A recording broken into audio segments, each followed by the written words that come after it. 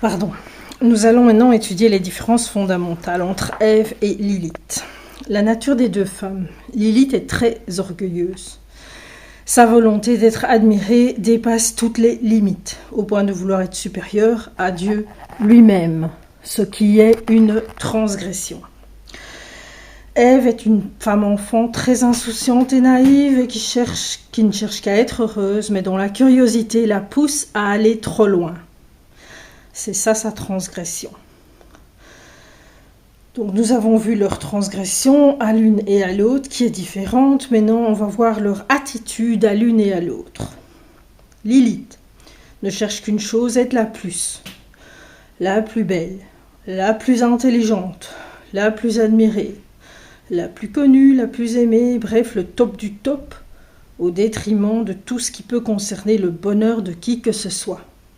Ça, elle s'en fout totalement. Ève, elle, n'a encore quasi rien expérimenté de la vie. Son seul but est de profiter des beaux jours et de se faire beaucoup d'amis, comme beaucoup à son âge. Elle veut tout connaître, savoir, même à ses propres dépens. La volonté profonde des deux femmes.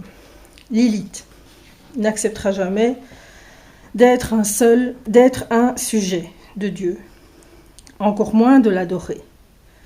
Elle refusera toute fidélité à Adam, le mari de Dieu que Dieu lui a donné. Elle veut être adulée. Ève, après avoir tourné le dos à Dieu, par sa grande naïveté, son peu de réflexion, ayant préféré écouter la logique menteuse de Lilith, revient ensuite sur ses positions et comprend sa terrible bêtise. Elle comprend ce qu'elle a fait et que c'est mal, et elle change sa route. C'est ça qui s'appelle se repentir. Alors, suite à ça, une question me vient. Pourquoi a-t-on si peu, hommes et femmes confondus, essayé de comprendre ce que cette différence dans la nature, l'attitude et la soumission à Dieu de ces deux femmes allait entraîner comme conséquence à long terme? Et pourquoi beaucoup de femmes prennent-elles Lilith comme une icône à imiter? Pour répondre à cette question, je voudrais faire comprendre qui est vraiment Lilith.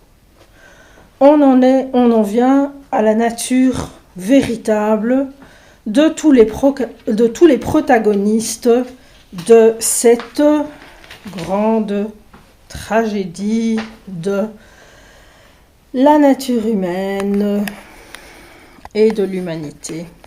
À bientôt. Merci d'avoir écouté. Au revoir.